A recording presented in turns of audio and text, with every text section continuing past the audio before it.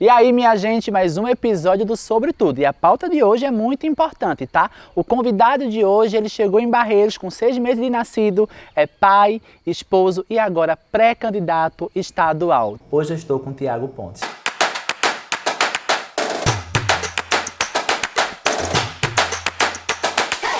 É um prazer estar aqui com você, pode falar. Para mim é um prazer, Jefferson, estar aqui com você.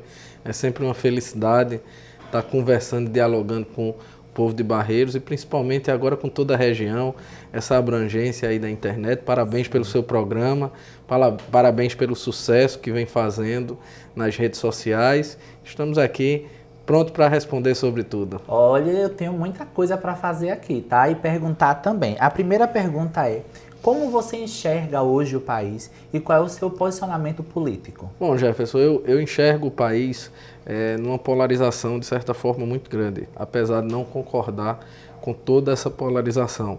Essa polarização ela faz com que as pessoas discutam de forma irracional. E eu acho que dentro da política tudo tem que ser feito da forma mais racional possível. Eu tenho uma visão muito de centro, de um político de centro, que ele observa tanto as dificuldades da população em termos de benefícios sociais. A gente sabe que o Estado precisa atuar bastante no auxílio da população, mas eu também sei que o comércio, vamos dizer assim, que a indústria, isso que você tanto defende, que você tanto expõe, ele precisa ser livre, as pessoas precisam competir de forma justa e de forma equilibrada, ou seja, sem que haja tanta desigualdade, mas que a competição ela é sempre saudável quando ela é feita na melhor forma. Que bom, que bom. Tiago, eu acompanho você nas redes sociais, vejo que você é uma pessoa bem engajada com seu público, que você está nesse meio da juventude, do metaverso, do digital. Vi até que você está lá no TikTok, não sei se tem dancinha ainda, mas também vi que você acabou de chegar de um evento na cidade de Barreiros, que é o Projeto Inteligente, e eu queria que você falasse um pouco sobre. Bom, Jefferson, no dia eu vou puxar um pouco mais aí essa pauta. Nós estamos hoje no mês de julho, no dia 1º de julho aqui de 2022, e eu gosto de puxar a data de 15 de agosto de 2020. No dia 15 de agosto de 2020, a gente fez um convite ao presidente da ABDI, que é a Agência Brasileira de Desenvolvimento Industrial, juntamente com o deputado Silvio Costa Filho, para fazer um estudo de viabilidade para alocar o projeto Cidades Inteligentes na cidade de Barreiros. Naquele momento, eu costumo dizer, aquilo era um sonho, porque quando você imagina que o estado inteiro de Pernambuco possui apenas 2 cidades e que Barreiros é a segunda cidade que possui um projeto de cidades inteligentes implantado pela ABDI, pela Agência Brasileira de Desenvolvimento Industrial. Então é uma coisa que, de certa forma, nos alegra cada vez mais saber que a gente participou de forma ativa e direta e foi crucial para poder trazer esse projeto para Barreiros. Ao longo desse tempo a gente passou dentro de uma pandemia, um problema complexo, onde a gente não conseguia, a ABDI não conseguia adquirir de forma efetiva os produtos para poder implantar o projeto, mas durante todo esse tempo eu fui muito incansável quando se falava em cumprir aquelas promessas que haviam sido feitas. Porque dentro do que eu acredito, a gente só pode prometer aquilo que a gente efetivamente pode cumprir. Não significa dizer que a gente não vá buscar todas as formas, mas se a gente prometer que vai fazer, a gente tem que fazer. Eu posso prometer a você que vou trabalhar e que vou lutar para fazer o meu melhor. Agora, se eu lhe disser que vou fazer o meu melhor da seguinte forma, assim eu farei. Então esse projeto ele foi um projeto muito inovador para todo o estado de Pernambuco e principalmente para Barreiros. A gente, na época, eu me recordo que a gente fez um vídeo, que posteriormente estará inclusive nas minhas redes sociais, que ela pensou nesse projeto com a internet gratuita, com câmeras de segurança, com a iluminação inteligente, e hoje a gente viu esse projeto literalmente virar realidade. Hoje Barreiros tem dentro da prefeitura um centro de controle de operações, ou seja, uma sala de vídeo monitoramento. O comércio de Barreiros é tão elevado por você e por essa região faz com que ele passe a ter muito mais segurança. Hoje essas câmeras têm acoplado a ela um software de reconhecimento facial. Então, por essas câmeras, eles podem identificar, junto com a Secretaria de Defesa Social, eventuais fugitivos da polícia. Eles podem identificar, por exemplo, se um determinado bandido fez um assalto numa loja A, sim, ele vai fazer um assalto numa loja B. Aquela câmera lança alertas de identificação sobre aquele assalto e, principalmente, faz esse monitoramento vinculado à segurança.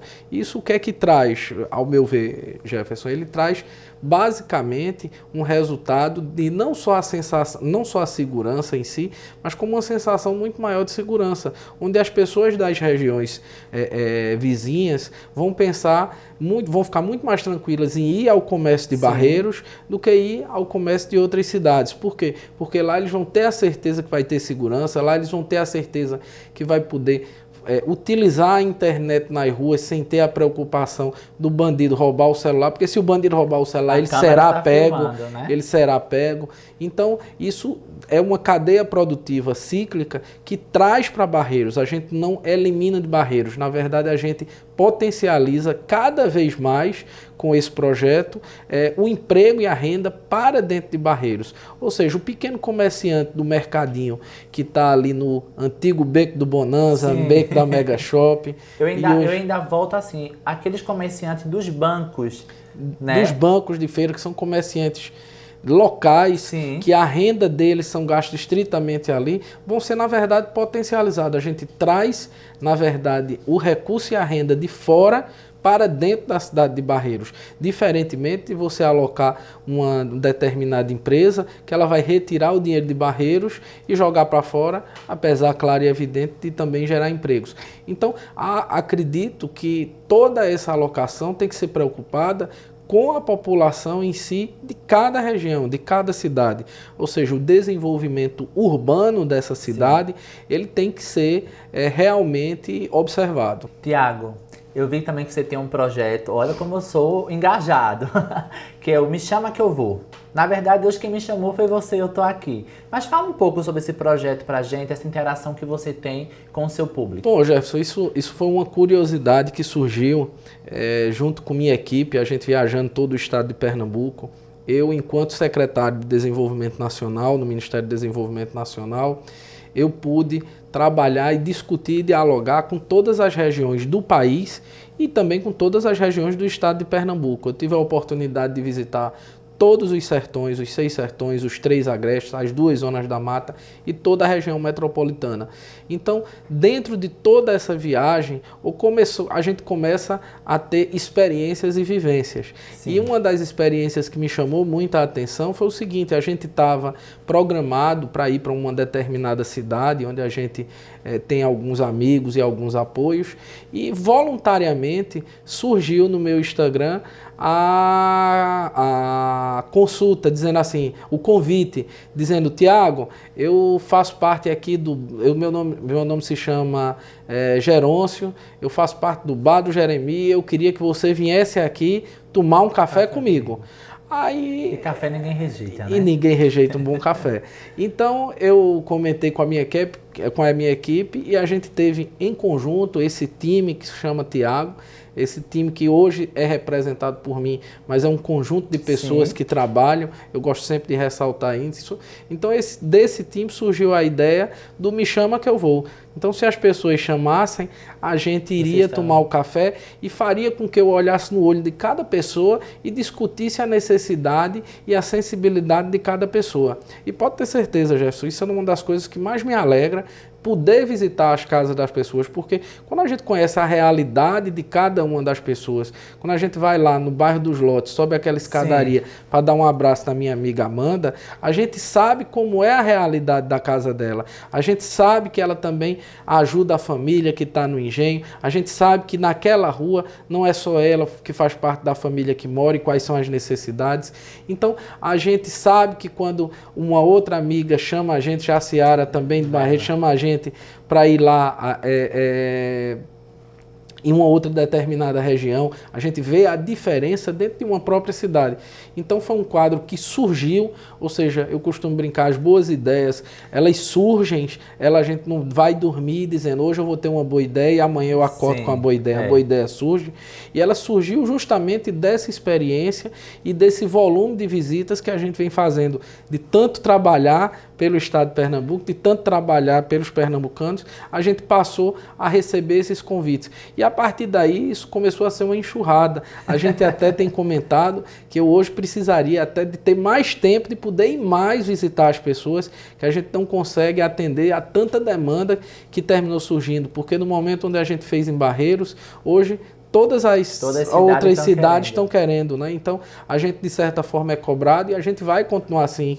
Isso porque a gente escuta diretamente as pessoas, a gente vê a dor e a necessidade de cada um de forma individualizada. É porque não existe nada melhor do que contar e ouvir história, né? E é isso verdade. que o Chama que eu vou tá fazendo, contando história e ouvindo história. Tiago, você tá vendo aí as pancadas de chuva, principalmente Barreiros está sendo bastante afetado.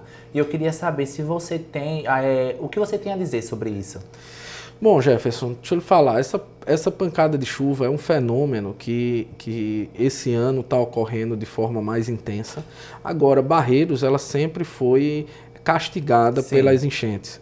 Então, hoje eu pude ver, acho que a semana passada, semana retrasada, aquela chuva que deu em Barreiro, então ali no Rasgatanga, houve bastante prejuízo, a Ponte dos Lotes, eu vi essa atuação. Só que o que é que ocorre? O que é que eu acho que o poder público tem que fazer? O poder público tem que atuar de forma bastante pragmática e objetiva.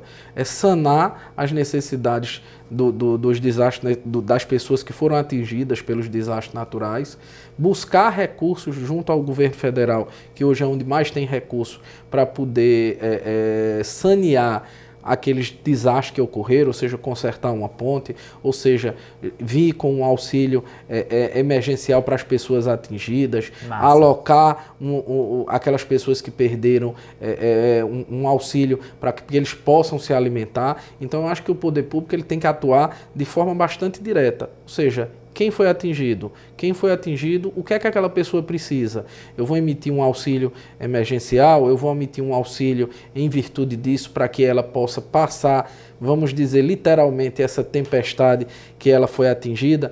Então, eu acredito que o poder público ele tem que atuar dessa forma bastante objetiva, porque eu me recordo muito bem no ano de 2000, 2010, 2011, que as cheias foram muito maiores, não é? Porque a gente não tinha essas barragens hoje que a gente tem para ter, de certa forma, uma certa contenção.